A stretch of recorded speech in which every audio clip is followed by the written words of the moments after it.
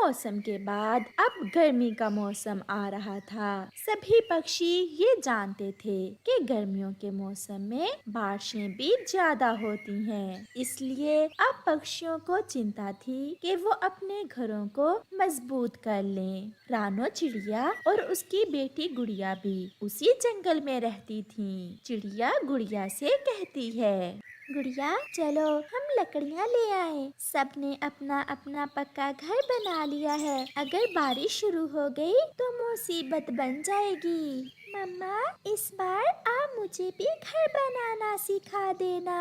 हाँ बेटी, अब आपके सीखने के दिन हैं। फिर वो माँ बेटी जंगल से घर बनाने के लिए लकड़ियाँ लेने चली जाती हैं। गुड़िया बेटी सूखी और मजबूत लकड़ियों की खोज करो। मम्मा आप सूखा घास ढूंढे और मैं लकड़ियाँ ढूंढती हूँ। फिर गुड़िया जैसे ही थोड़ा आगे जाती है उसे एक गठरी सूखी लकड़ियों की मिलती है, जिसे देखकर गुड़िया बहुत खुश होती है और अपनी मम्मा को आवाज देती है, मम्मा मम्मा जल्दी आए, मुझे कटी हुई मजबूत लकड़ियाँ मिल गई हैं। मम्मा चिड़िया भी वहाँ आ जाती है। गुड़िया बेटी ये लकड़ियाँ तो किसी ने काट कर रखी हुई हैं। लगता है कोई पक्षी ये लकड़ियाँ यहाँ रखकर भूल गया है। चलो हम यही लकड़ियाँ ले जाते हैं। फिर मम्मा चिड़िया और उसकी बेटी वो लकड़ियों का गट्ठा उठाकर वहाँ से चली जाती हैं। वापस जाकर वो दोनों माँ बेटी अपना घर बनाना शुरू करती हैं। गुड़िया बेटी ऐसे पहले बड़ी लकड़ियों को जोड़ लेते हैं और छोटी लकड़ियाँ ऊपर रखते हैं। और मम्मा सूखा घास किस काम आएगा? उसे घर की छत में लगाएंगे। ऐसे वो माँ बेटी अपना घर बना रही थी। कालू हम लुट गए, हमारी लकड़ियाँ कोई उठा कर ले गया। कौन हो सकता है वो जिसने कालू कौवे की लकड़ियां चुराई हैं? मैं छोड़ूंगा नहीं उसे, मैं ढूंढ लूंगा। अब जल्दी से चलो, मैंने बड़ी मुश्किल से वो लकड़ियाँ काटी थी। कौवा और कौवी दूसरे पक्षियों से लकड़ियों का पूछने जाते हैं। कबूतर, नदी के पास मैंने लकड़ियों का एक गट्ठा काट कर रखा था, कहीं तुमने तो नहीं उठाया? नहीं नहीं गोरी, तुम देख सकती हो, मैंने तो अपना घर 2 दिन पहले ही बना लिया था। आप चिड़िया से पूछें, चिड़िया आज अपना घर बना रही है। अगर चिड़िया आज अपना घर बना रही है तो फिर हमारी लकड़ियाँ चिड़िया ने ही उठाई होंगी। गोरी और कालू भागे भागे चिड़िया के पास जाते हैं। चिड़िया ने तो उन लकड़ियों से अपना घर भी बना लिया था। जब कौवे वहाँ आते हैं, यही है हमारी लकड़ियाँ, यही है गोरी, मैंने पहचान ली है अपनी लकड़ियाँ। कौवे भैया क्या हुआ, कौन सी लकड़ियाँ? इतनी मासूम ना बनो, नदी के पास से जो लकड़ियाँ तुम उठा कर लाई हो वो मैंने काट कर रखी थी। हाँ गोरी बहन, मैं और गुड़िया आज लकड़ियाँ लेने गई थी और वो लकड़ियों का गड्ढा नदी के पास पड़ा था। मैं समझी कि कोई पक्षी रखकर भूल गया होगा। तो फिर अब तुम भागो यहाँ से, मेरी लकड़ियों से घर बनाकर बड़ी अकड़ कर बैठी हुई हो। गौरी आंटी, हमने बड़ी मेहनत से घर बनाया है, हम आपको नई लकड़ियाँ ला देंगे। प्लीज हमसे हमारा घर तो ना छीनो। मैं एक लगाऊंगा, अगर ये लकड़ियाँ हमारी थी तो घर भी हमारा ही हुआ। गुड़िया बेटी गलती हो गई, अगर पहले पता होता तो हम वो लकड़ियाँ ना उठाती। जो भी है, अब ये घर हमारा है और तुम अपने लिए और नया घर बना लो। चिड़िया जानती थी कि गौरी कौवी कहाँ मानेगी, इसलिए चिड़िया अपनी बेटी को साथ लेकर वहाँ से चली जाती है। कालू, अच्छा ही हुआ जो ये चिड़िया हमारी काटी हुई लकड़ियाँ उठा लाई, बना बनाया घर मिल गया हमें। गुड़िया बेटी, अब नई लकड़ियाँ तो बहुत मुश्किल से मिलेंगी। आप जाओ और अपनी नानों को बुला कर लाओ। आपकी नानों को मिट्टी का घर बनाना आता है। हम इस साल अपने लिए मिट्टी का घर ही बना लेते हैं। मम्मा, क्या नानो मिट्टी का घर बना लेगी? हाँ गुड़िया, आप जाएं और नानों को बुला लाएं। फिर गुड़िया अपनी नानों को बुलाने चली जाती है। गुड़िया बेटी, कैसे आई हो? आपकी मम्मा तो ठीक है? फिर गुड़िया अपनी नानों को सारी बात बताती है। इसमें गलती तो आपकी है बेटी, जो आपने किसी की लकड़ियां उठाई। चलें, अब मैं आपके साथ चलती हूँ। फिर गुड़िया अपनी नानों को साथ लेकर आ जाती है। बेटी चुप कर जाए, रोने से कुछ नहीं होगा। मुझे गुड़िया ने सब बताया है। मैं अभी आपको मिट्टी का घर बना देती हूँ। माँ, वो देखें सामने, मैंने कितना सुंदर घर बनाया था। अब छोड़ें, जो हुआ उसे भूल जाएं। आप और गुड़िया मुझे गीली मिट्टी दें। फिर वो सब मिट्टी के घर का काम शुरू करती हैं। कालू, देखो देखो, अब छोटी चिड़िया अपने लिए मिट्टी का घर बना रही है। गौरी, मुझे मिट्टी के घर में रहना बहुत अच्छा लगता है। ये कौन सा बड़ी बात है? जब चिड़िया अपना मिट्टी का घर बना लेगी तो हम उसे ये घर देकर उससे मिट्टी का घर छीन लेंगे।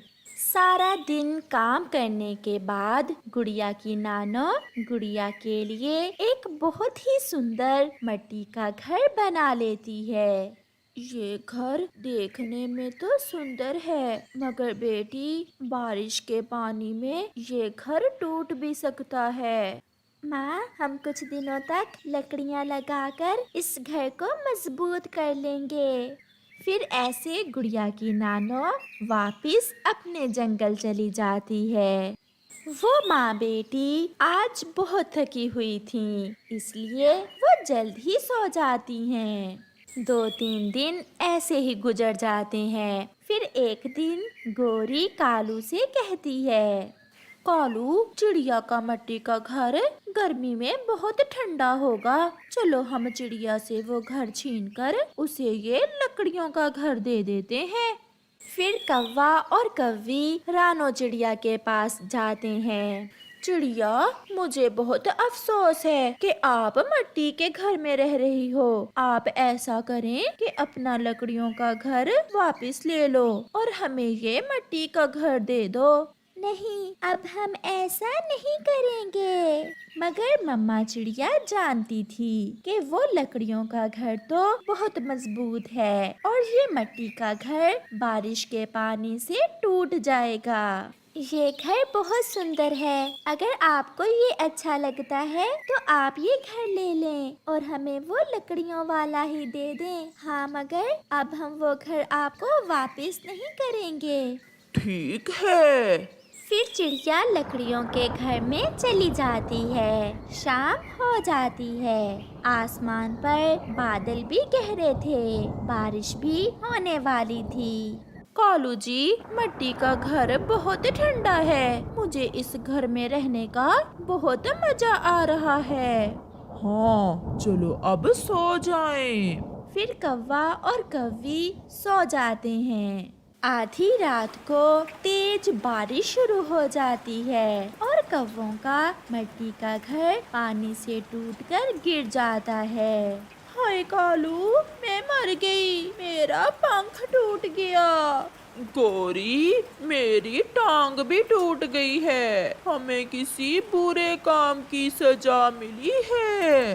जो हमने चिड़िया से किया, हमें उसी की सजा मिली है कालू। फिर ऐसे वो दोनों घर के नीचे दबे हुए रो रहे थे। प्यारे दोस्तों, इस कहानी से हमें सीख मिलती है कि जो किसी का बुरा करता है उसका भी हमेशा बुरा ही होता है। वो चिड़िया ऊंचे पेड़ पर अपने तिनकों के घोंसले में बैठी हुई थी, क्योंकि कुछ ही दिन पहले उसका पक्का लकड़ियों का घर तेज हवा से टूट गया था और अब उसके पास समय नहीं था कि वो अपना नया घर बना सके। पास में ही एक कौवा और एक कौवी रहते थे, जिनका घर पक्का था और लकड़ियों से बना हुआ था। कालू जी, पूरे 4 बच्चे निकले हैं उस छोटी चिड़िया के अंडों से। और तुम्हें तो पता है वो चिड़िया आसपास का सारा दाना खा जाती है। और अब अगर उसके बच्चे भी बड़े हो गए तो फिर तो हमें भूखे ही मरना पड़ेगा, और मेरा जग्गू कैसे भूखा रहेगा। गोरी, मुझे भी यही चिंता खाई जा रही है। अब तो हमें उस चिड़िया का कुछ ना कुछ तो करना ही होगा। मेरे पास एक उपाय है। तुम जग्गू का ध्यान रखना और मैं जाता हूँ चिड़िया के पास। और फिर कालू कौवा चिड़िया की तरफ जाता है। चिड़िया बहन, कैसी हो? क्या हो रहा है? कालू भैया, मैं तो बस दाने को जाने ही वाली थी, मेरे बच्चे भूखे हैं। चिड़िया, आजकल जंगल में एक चील आती है। अगर उस चील ने तुम्हारे बच्चे ऐसे देख लिए तो वो तो तुम्हारे बच्चे खा जाएगी। हाय, मैं मर गई। मैंने तो कभी नहीं देखा उस चील को। वो छुप कर आती है, लेकिन तुम चिंतित ना होना। जब चिड़िया तुम भोजन लेने जाओ तो बच्चों के पास मुझे छोड़ जाया करो। मैं तुम्हारे बच्चों का ध्यान रख लिया करूँगा और तुम वापस आते समय मेरे लिए थोड़ा दाना ले आया करना। चिड़िया तो कौवे की बात सुनकर बहुत खुश होती है और वो कौवे को अपने घोंसले में छोड़कर भोजन की खोज में निकल जाती है। अब तो इन बच्चों को चील खाएगी, लेकिन मुझे तो पता नहीं कि चील कहाँ रहती है। हाँ, मैं ऐसा करता हूँ, गोरी को भेजता हूँ कि वो चील को बता दे कि बच्चे अकेले हैं, आए और आकर खा जाए इनको। फिर कौवा बच्चों को छोड़कर तुरंत अपने घर जाता है। गोरी, जल्दी जाओ और अपनी सहेली चील को बुला लाओ। चिड़िया भोजन लेने गई है और बच्चे घोंसले में अकेले ही हैं। जब चील बच्चे खा जाएगी तो फिर हम उस चिड़िया का भी अंत कर देंगे। कालू, चिड़िया के आने से पहले पहले मैं लेकर आती हूँ अपनी सहेली को, तुम जग्गू का ध्यान रखना। और फिर गोरी चील को लेने चली जाती है। उसे चील के घर का पता था, इसलिए वो नदी के ऊपर से उड़ती हुई सीधी चील के घर की तरफ जाती है। वो अभी थोड़ा दूर ही थी कि वो देखती है कि चील तो बैठी एक कौवे को मारकर खा रही थी और मजे कर रही थी। ये क्या, मेरी सहेली कौवे भी खाती है? लेकिन चील सहेली ने तो बताया था कि वो कभी कौवे नहीं खाती। तो फिर क्या ये मेरी सहेली मुझसे झूठ बोल रही थी? मुझे तो यहाँ से भागना होगा। मेरी सहेली बनी ही मुझे खाने के लिए होगी। और फिर ये देख तो गोरी वहाँ से भाग जाती है। कालू, कालू, मेरी सहेली चील तो मुझे भी धोखा दे रही थी। वो मुझे खाना चाहती थी, इसलिए वो मेरी सहेली बनी थी। जब मैं गई तो मैंने देखा कि चील एक कौवे को खा रही थी। परंतु गोरी, अब हम कैसे मारे उस चिड़िया के बच्चों को कि सांप भी मर जाए और लाठी भी न टूटे? अगर हम खुद मारे उन बच्चों को तो चिड़िया को पता चल जाएगा। और फिर रात हो जाती है और कौवा और कौवी अपने बेटे के साथ अपने घर में सो जाते हैं। चिड़िया भी अपने 4 छोटे छोटे बच्चों के साथ अपने तिनकों के घोंसले में सोई हुई थी। और फिर दूसरे रोज चिड़िया अपने बच्चों को साथ लेकर कौवे के घर जाती है। कौवे भैया, दरवाज़ा खोलें, मैं अपने बच्चों को आपके घर छोड़ने आई हूँ, मुझे भोजन लेने जाना है। कालू, अब क्या करें? ये चिड़िया तो अपने बच्चे ही हमारे घर ले आई है। एक बार इसे अंदर तो आने दो। और फिर कौवा दरवाज़ा खोलता है और चिड़िया कौवे के घर में चली जाती है। कौवे भैया, आप बच्चों के पास आए ही नहीं थे, मुझे देर हो रही थी, इसलिए मैं अपने बच्चे ही आपके पास ले आई हूँ। चलो अब जाओ और शाम को भोजन लेती आना हमारे लिए। चिड़िया वहाँ से चली जाती है।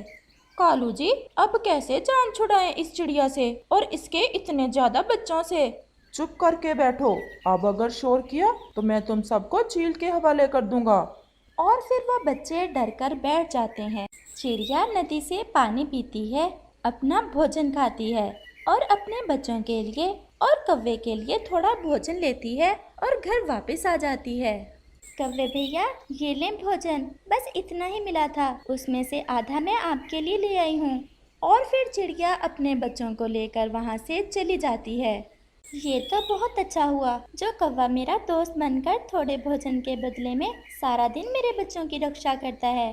चिड़िया खुद से ऐसे कहती है, लेकिन वो चिड़िया ये कब जानती थी कि वो कौवा तो उसके बच्चों को और उसे मारने के उपाय ढूंढ रहा है। वो तो ये सब नाटक कर रहा है। और फिर रात हो जाती है। कालू जी, दिन दिन गुजरा जा रहा है और उस चिड़िया के बच्चे बड़े हो रहे हैं। कालू जी, तुम भी किसी काम के नहीं। या तो भगाओ उस चिड़िया को यहाँ से, या फिर मार दो उस चिड़िया के बच्चे। अगर वो सब बड़े हो गए तो सारा दाना वो खा जाया करेंगे। वो ऐसी बातें कर रहे थे कि आसमान पर बादल जोर से गरजता है। कालू, बाहर तो बादल आ गए हैं। आसमान पर काली घटाएं छाई हुई हैं और फिर तेज बारिश शुरू हो जाती है। गोरी, जो हम ना कर सके वो इस बारिश ने कर दिया।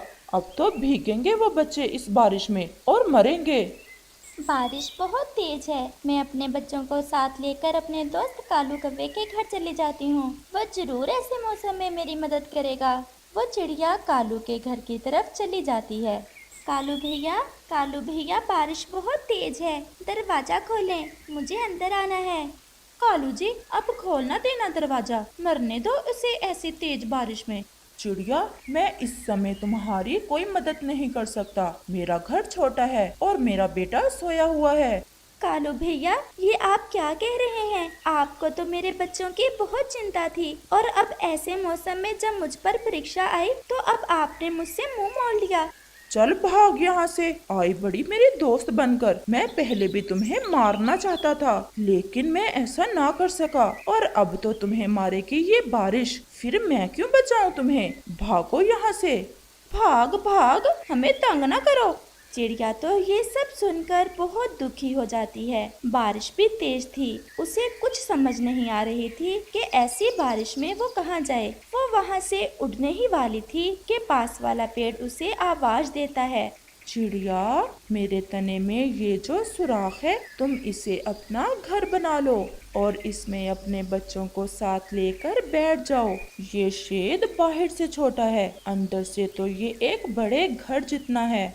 चिड़िया ये सुनकर बहुत खुश होती है और चिड़िया उस छेद में चली जाती है। वो छेद तो अंदर से बहुत बड़ा था। पूरा घर बना हुआ था उस छेद में और गर्म भी। एक तरफ फल पड़े हुए थे। चिड़िया वो फल खाती है और अपने बच्चों को खिलाती है और फिर उस छेद में बैठकर मौसम के मजे लेने लगती है। बारिश तो बहुत तेज थी, परंतु चिड़िया को अब बारिश की कोई चिंता न थी। लेकिन ज्यादा बारिश होने के कारण जंगल में तो बाढ़ आ जाती है और कौवे का घर तो था भी जमीन पर ही और उसमें पानी चला जाता है। कौवे का सारा अनाज पानी में बह जाता है। हम तो चिड़िया को मारना चाहते थे, लेकिन हम खुद ही मर जाएंगे अब। ऐसे मौसम में अब हम क्या करें। और फिर उनका घर भी टूटकर पानी में बह जाता है। वो बैठे हुए थे कि चिड़िया की नजर उन पर पड़ जाती है। चिड़िया जोर से आवाज लगाती है, कालू भैया, जल्दी इधर आ जाएं, मेरे पास आ जाएं। ये चिड़िया अभी तक जिंदा है, ये हमें क्यों आवाज दे रही है। चलो जाकर देखते हैं। आप मेरे घर में आ जाएं, मुझे ये घर मेरे भगवान ने दिया है।